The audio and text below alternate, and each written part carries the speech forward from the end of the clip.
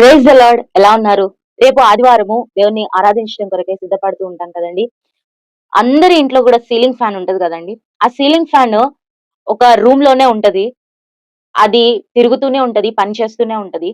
కానీ కొన్ని సార్లు అది స్లో అయిపోతది. స్లో అయిపోయినప్పుడు మనం ఏం చేస్తాము? ఒక క్లాత్ తీసుకొని దాన్ని నీట్‌గా క్లీన్ చేస్తాం. ఎప్పుడైతే క్లీన్ చేస్తామో అప్పుడు ఇంకా స్పీడ్‌గా అది తిరుగుతుంది. ఇంకా ఎక్కువ గాలిస్తుంది.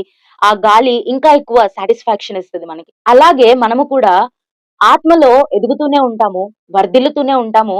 అన్ని కార్యములు ఆత్మీయమైన కార్యములన్నీ గూడా మనం చేస్తూనే ఉంటాము. కానీ కొన్ని సార్లు మనం లోకంలో ఉన్న పరిస్థితులను బట్టి, లోకంలో జీవిస్తున్నాం కాబట్టి కొన్ని సార్లు మనకి తెలుసో తెలియకో దుమ్ము, ధూళి మన ఆత్మీయ జీవితానికి అంటుకునింటది. అలాంటి పరిస్థితుల్లో ఏం చేయాలంటే, ఒక్కసారి దేవుని దగ్గరికొచ్చి, ప్రభా ఈ వారమంతా నేనెలా జీవించాను? ప్రభా ఈ వారమంతా నా జీవితంలో పలానా తప్పుంది, పలానా తప్పుంది నన్ను క్షమించండి అని యేసయ్యని అడిగినప్పుడు ఆయన క్షమిస్తాడు.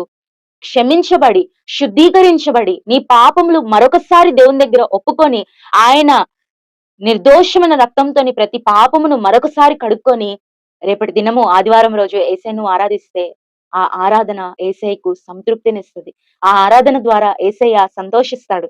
నువ్వు శుద్ధీకరించుకోకుండా పాపంలోనే జీవిస్తూ ఆరాధిస్తూ ఉంటే, సంతోషించాల్సింది బదులుగా యేసయ్య దుఃఖపడతాడు.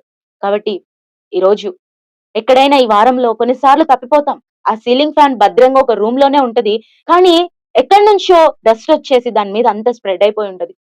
మనం గూడా తెలుసో తెలీకో కొన్నిసార్లు తెలిసే చేస్తూ ఉంటాం. కొన్నిసార్లు తెలియకుండా కొన్ని తప్పులు చేస్తూ ఉంటాం. లోకంలో ఉంటాం కాబట్టి అది సర్వసాధారణం అయినప్పటికీ కూడా అది చేయకుండా ఉండడమే మంచిది. ఒకవేళ ఎక్కడైనా తప్పిపోతే, ఒకవేళ యేసయ్యని ఈ వారమంతట్లో ఎక్కడైనా దుఃఖపరిచుంటే మరొకసారి యేసయ్య దగ్గర మనం శుద్ధీకరించబడి, పరిశుద్ధంగా రేపటి ఆదివారం రోజు దేవుని మనం ఆరాధిస్తే, అది ఆయనకెంతో ఇంపైన ఆఘ్రాణముగా ఉంటది. ఆయన ఆ జిహ్వార్పణను ఆయన ఎంతో సంతోషంగా అంగీకరిస్తాడు.